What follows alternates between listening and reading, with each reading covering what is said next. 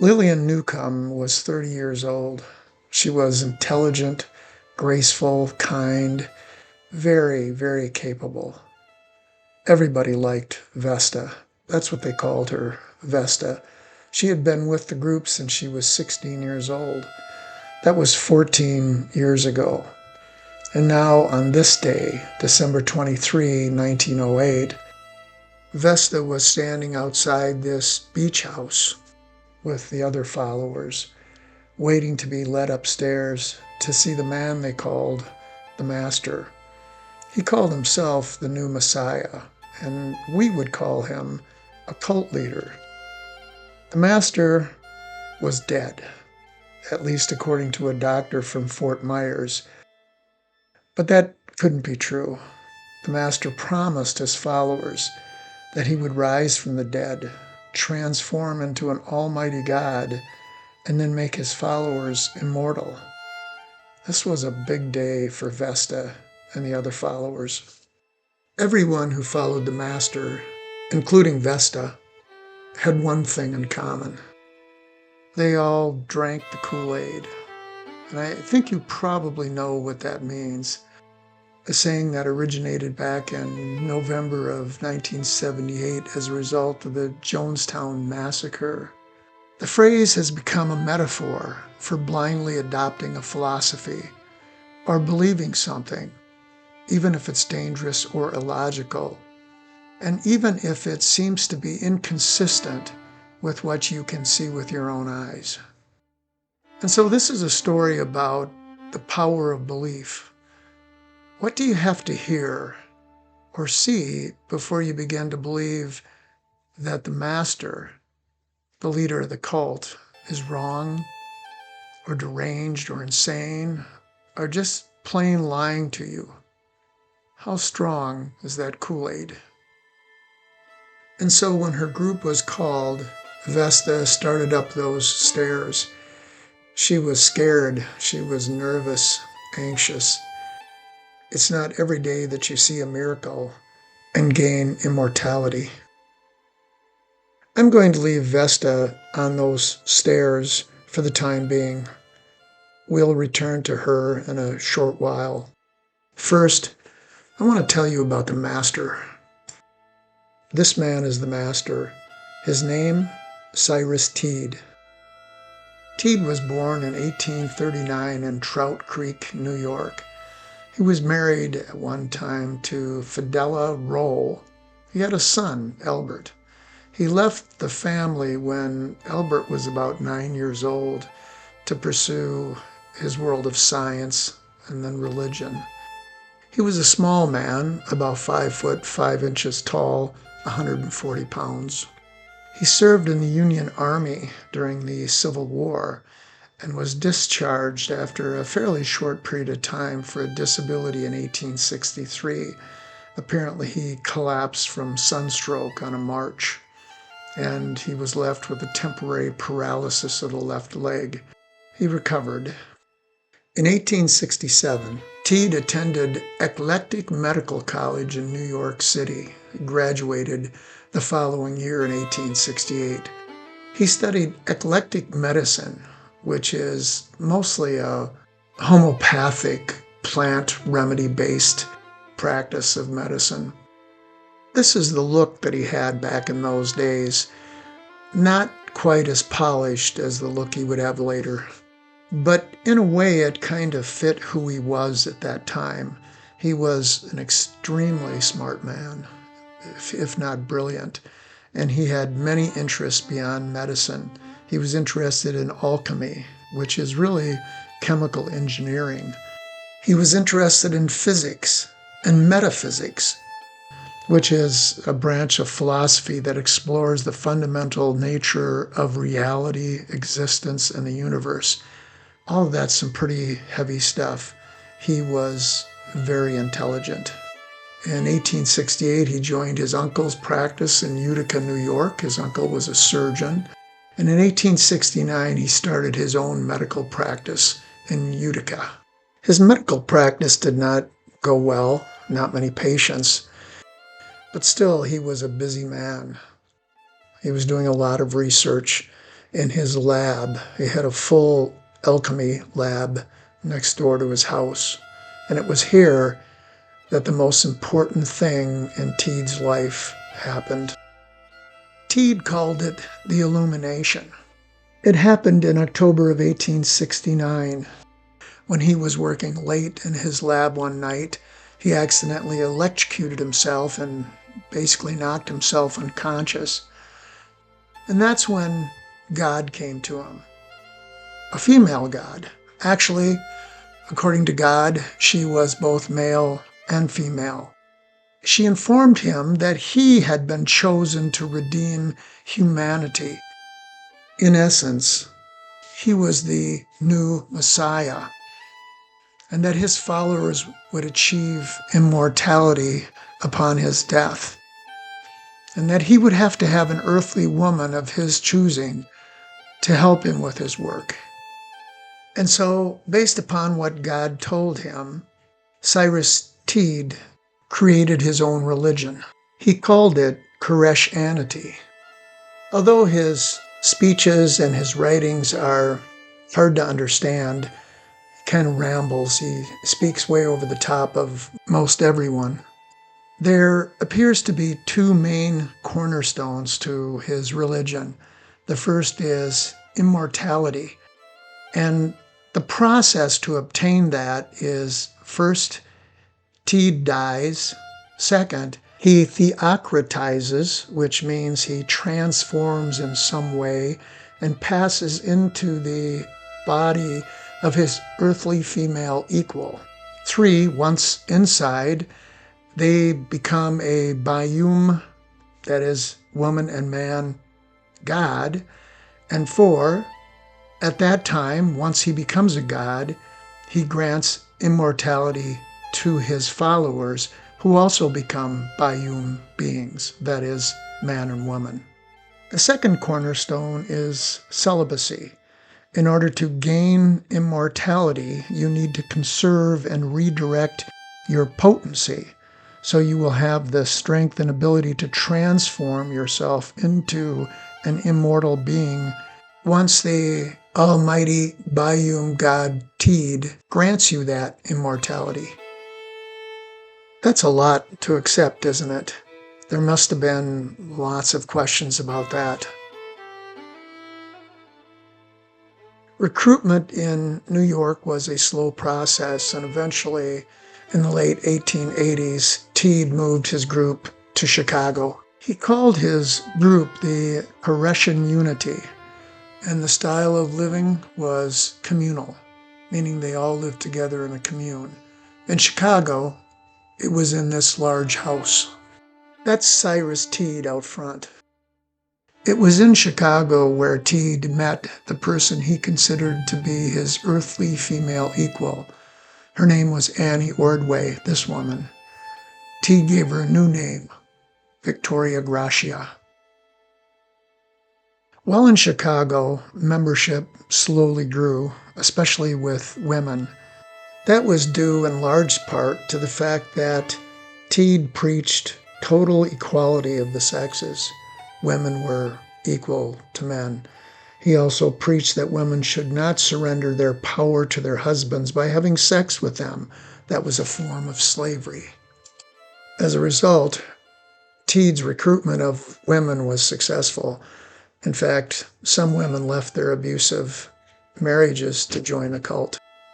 For those people who believe that Teed had some type of narcissistic disorder, which is probably true, or was merely a charlatan, they might think that all of this was about recruitment, about finding followers who would adore and worship him, and not about equality. If that's true, it worked. About 3 out of 4 cult members were women, 75% of the cult, women. It turns out that some people in Chicago didn't like the man who was claiming to be the new Messiah and was convincing and urging women to leave their homes and join the cult. There were lots of complaints, some lawsuits.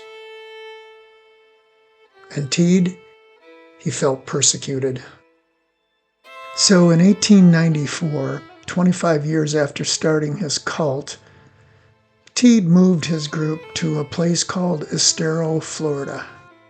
In 1894, Estero was a very remote place.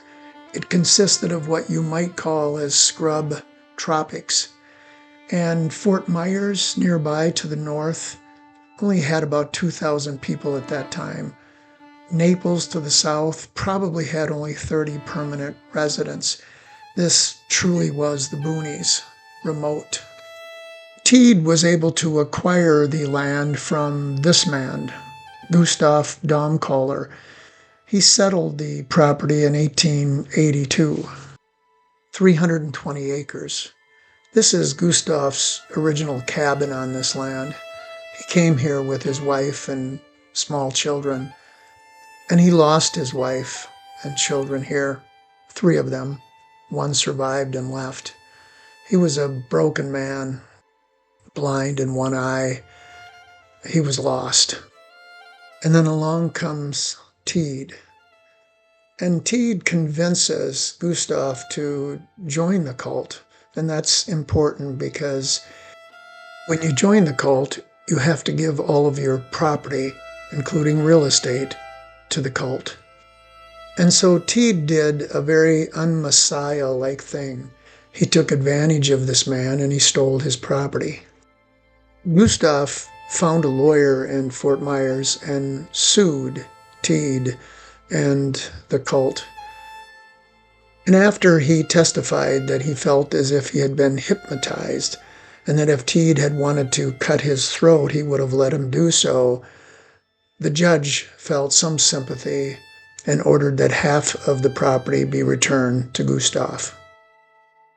Now, no matter how unimpressed you might be with Teed right now as a human being, I want to talk to you about something that is truly impressive. And that's what his cult built in Estero, in the tropic-scrub of Estero. The Koreshan settlement is located just west of Highway 41, the Tamiami Highway in Estero, nestled up against the Estero River.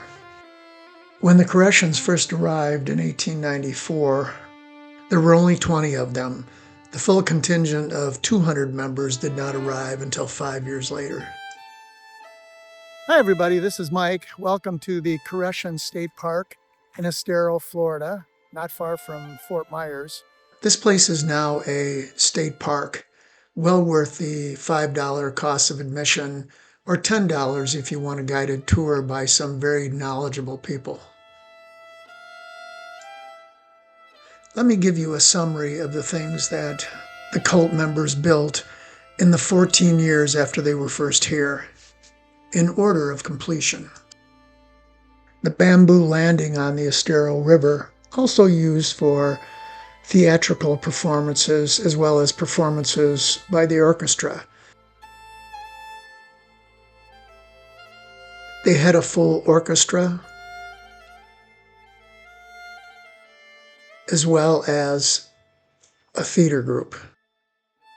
A founder's house where the Messiah, Cyrus Teed, and his earthly equal, Victoria Gracia, lived. The dining hall and dorms upstairs. 3-story building, the largest in Lee County at that time, which includes Fort Myers. Women slept upstairs. They did not sleep together with men. Every night there was music and dancing in this building, and of course, the 2-hour lecture by Teed. The building was demolished in 1949. Everything but the bell. The bakery. This was a cash cow for the Koreshans. They made 500 to 600 loaves of risen bread made out of yeast every day. They sold that and other pastry products to people outside the cult. The laundry. It was operated by steam power. A staff of 6 on one 11-hour day, could clean everything for 200 people for the entire cult. A planetary court, one of the most impressive buildings. This is where the governing council lived, all females, except the president, who was Teed himself. The beautiful art building, built in 1905.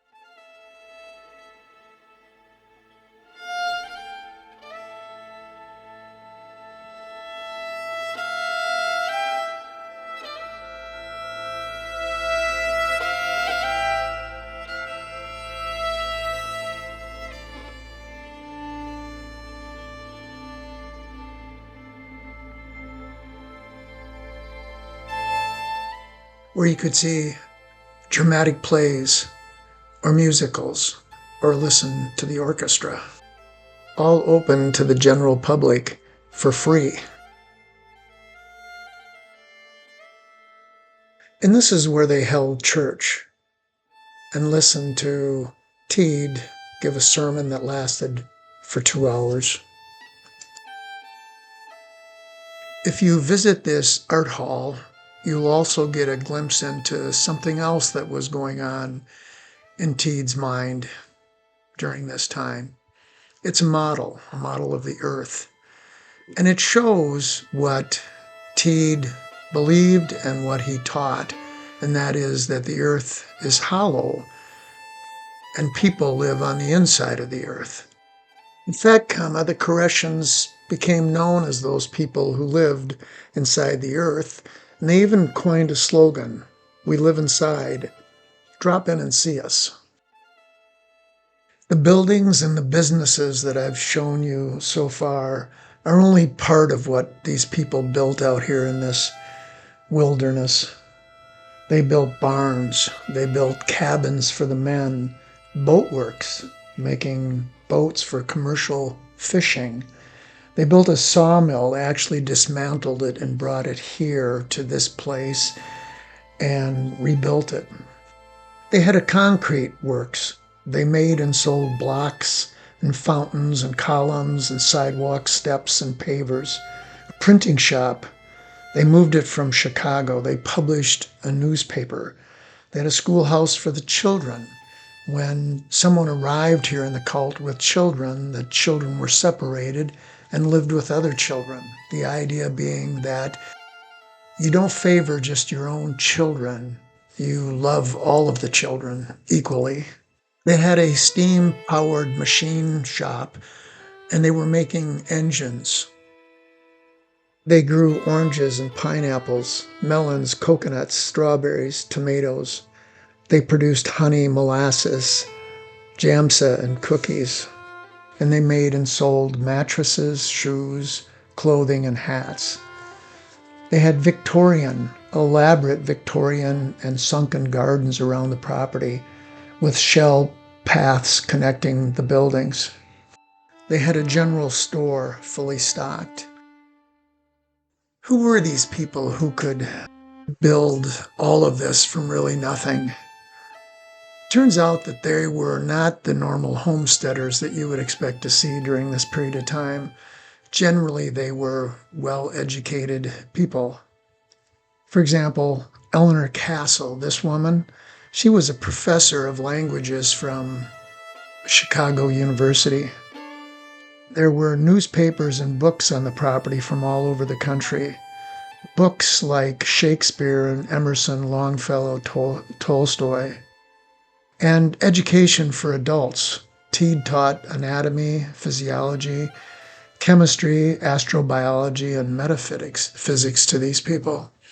They were smart, hardworking people. And they were the same people that bought into everything Teed was telling them. The fact that he was the new Messiah, to the idea that they were living inside a hollow world.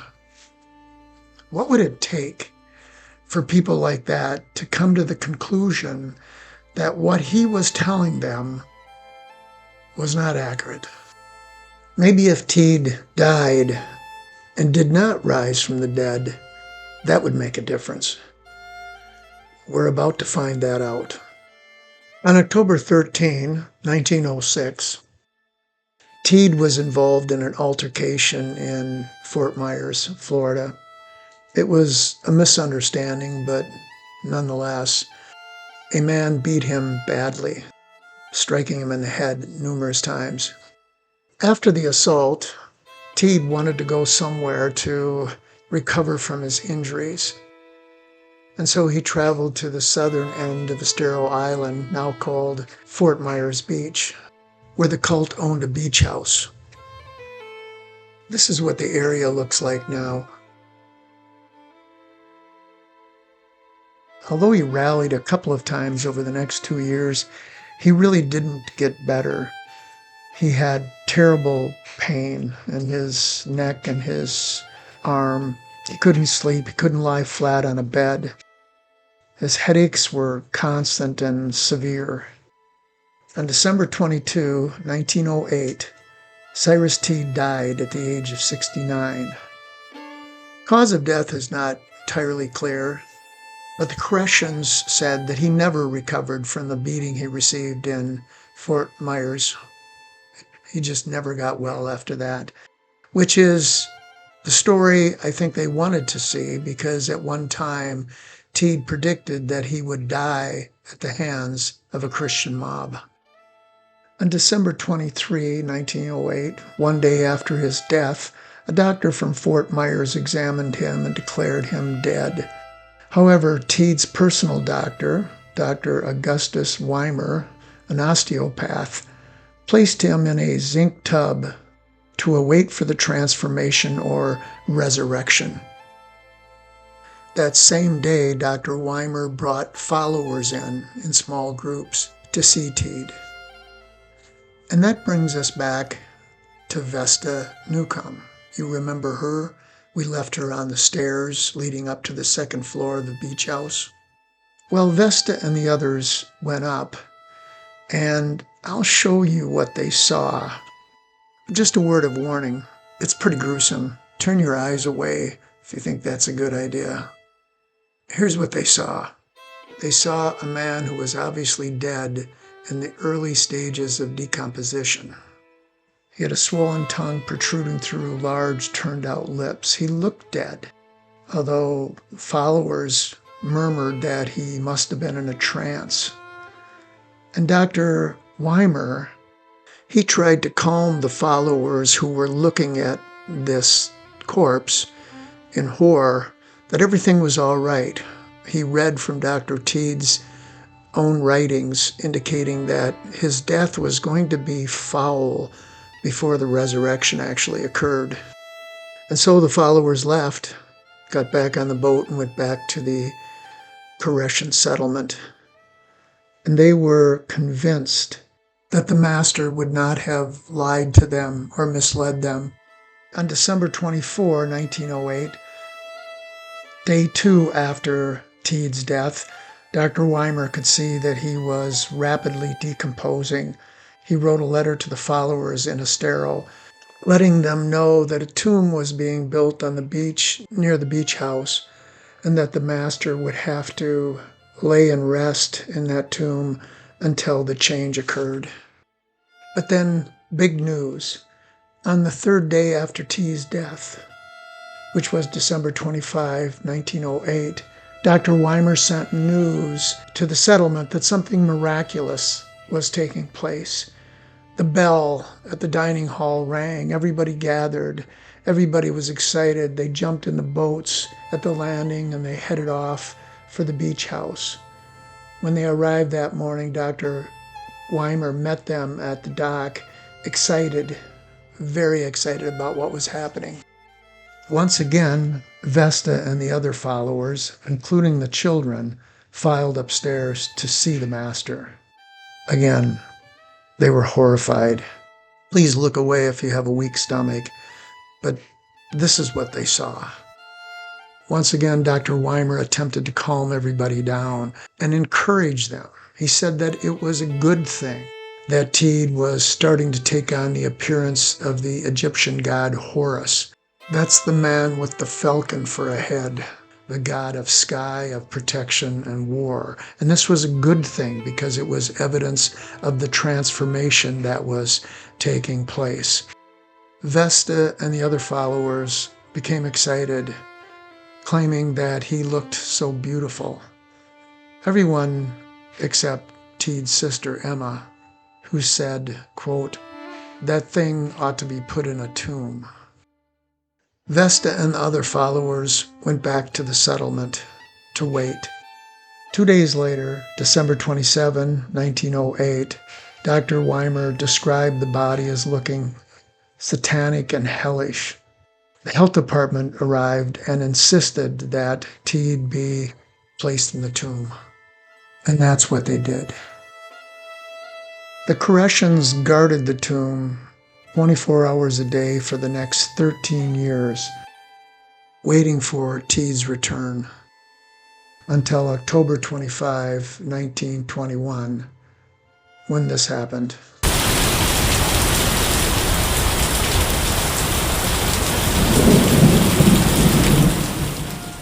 A hurricane destroyed the tomb. A few days later, a number of Koreshans went to search the area. This is Teed's sister, Emma. They found no trace of the zinc tub. They did find several bones and Teed's skull, which they placed at the post office at the settlement, which later burned down. They also found the headstone, the marker, which you can see at the founder's house if you should visit Koreshan State Park. So what happened after Teed died in the years before the hurricane? Did these intelligent, industrious, clever people who built this incredible settlement, did they realize all of this was a lie and get up and leave? Some did. None faster than this woman. You recognize her, Victoria Gracia, who is going to be a god along with Teed. She up and left within months with the dentist. They got married, settled down in Central Florida, and visitors say that she had a picture of the Mother Mary on her wall. The settlement, the cult, only had about 100 members at the time of the hurricane. It continued to dwindle after that. People who lost their faith or joined other groups. But for a certain group of maybe 15 people, the Kool-Aid never lost its potency. They were believers for the rest of their lives, including a young girl who was one of the first people to arrive in Estero at the age of 16. And yes, that would be our friend Vesta. Vesta lived until the age of 95, a full 66 years after Teed's death, and she saw it all. She saw the clearing of the land, the building of the settlement. She heard Teed preach. She saw his dead body. And yet, to the day she died, she remained convinced that this man, this Messiah, would return, and that she would have that immortality that he promised. That's some potent Kool-Aid right there.